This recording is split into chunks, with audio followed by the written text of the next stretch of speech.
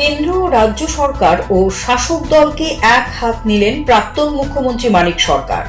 ত্রিপুরা তফসিলি জাতি সমন্বয় সমিতির রাজ্যভিত্তিক কনভেনশন হয় বৃহস্পতিবার আগরতলা টাউন হলে।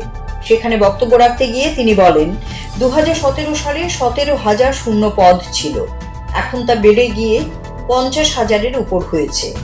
শূন্য পদে নিয়োগ না করে সরকার বলছে নতুন পদ সৃষ্টি করছে। সারা দেশে রেগায় 200 দিনের কাজ হয় না, ত্রিপুরায় এসে প্রধানমন্ত্রী বলে দিলেন 200 দিনের কাজ হচ্ছে। এইভাবেই শাসক দল এবং সরকারকে আক্রমণ করেন প্রাক্তন মুখ্যমন্ত্রী মানিক সরকার।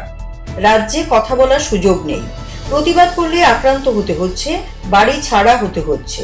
এই অবস্থায় সিপিএম লড়াই করছে বলে লাল ঝান্ডাকে দাবানোর জন্য বিভিন্ন কায়দায় আক্রমণ করা হচ্ছে। বাবা সাহেব আম্বেদকরের প্রতি অপমানজনক মন্তব্যের প্রতিবাদে ত্রিপুরা তফসিলি জাতি সমন্বয় সমিতির ডাকে আগরতলা টাউন হলে এই কনভেনশন হয়েছে।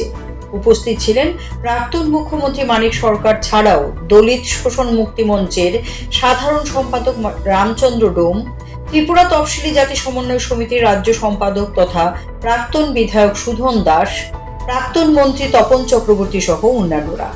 এই কনভেনশন থেকে মূলত 3টি দাবি উত্থাপন করা হয়।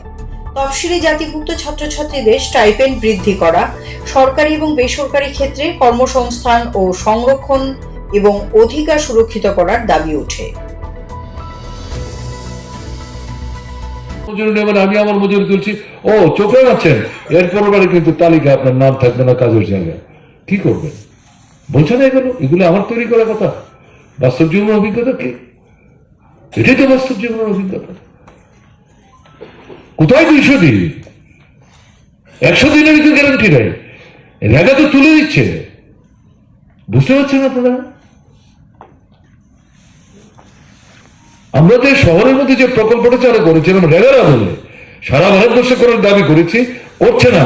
কিন্তু আমাদের সীমাবদ্ধ ক্ষমতা নিয়ে ত্রিপুরায় বামফ্রন্ট সরকার নগরে নগরে আমরা এই টিউবের প্রোগ্রাম চালু করেছিলাম। 100 দিন আমরা বলতে পারিনি, সাহস নেই, আমাদের টাকা নাই, কেন্দ্র সাহায্য করবে না। সেই জায়গায় আমরা 75 দিন করার ঘোষণা দিয়েছিলাম, সর্বোচ্চ 60 থেকে 64 দিন আমরা দিয়েছি। এখন এটার অবস্থা কি? 10-12 দিনের বেশি না। অন্তত দুর্গাপূজার সময় পরিষ্কার করা। আরে অন্য জায়গায় যাওয়ার কি দরকার? মন্ত্রীরা যে এলাকায় থাকে তাদের পেছনের সারির যে লাইনটা, সেখানেই তো আমাকে তারা থাকবার জন্য একটা কোয়ার্টার দিয়েছেন। এটা দয়ার দান না, এটা আইনের অধিকার। কেউ যদি মনে করেন মানিক সরকারের সঙ্গে খাতির করছে, কারোর কোনো ধারণা হয়েছিল, আমাদের লোক বিভ্রান্ত হয়েছিল, এটা আইন। আমরা আমাদের অধিকারটা এস্টাবলিশ করছি পার্টির সিদ্ধান্তে। সেই জায়গায় তো রাস্তা পরিষ্কার হচ্ছে না। আমি কথাগুলো বলছি যে বাস্তব জীবনের চাক্ষুষ অভিজ্ঞতা থেকে।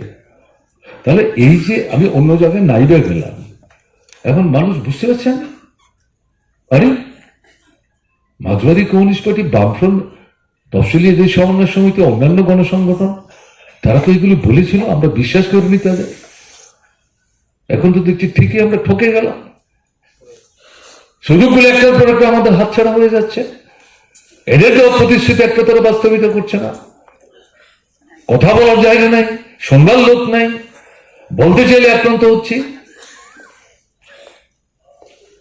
বাড়ি ছাড়া হচ্ছে, গ্রাম ছাড়া হচ্ছে, রাজ্য ছাড়া হচ্ছে, কি ব্যাপার? এবং তারপরে তারা কি দেখছেন যে অর্জিত অধিকারগুলো খর্ব করছে। এগুলো প্রতিহত করবার জন্য, প্রতিরোধ করার জন্য আক্রান্ত, বিধ্বস্ত ফ্যাসিস্ট আক্রমণের মুখোমুখি দাঁড়িয়ে মার্ক্সবাদী কমিউনিস্ট পার্টি লড়াইয়ের ময়দানে লাল ঝান্ডা কাঁধে নিয়ে লড়ছে। এবং এই আন্দোলনকে দাবিয়ে রাখবার জন্য এই যে সরকারটা ফ্যাসিস্ট সুলভ দৃষ্টিভঙ্গি নিয়ে চলছে। CRI TV, channel for news and entertainment.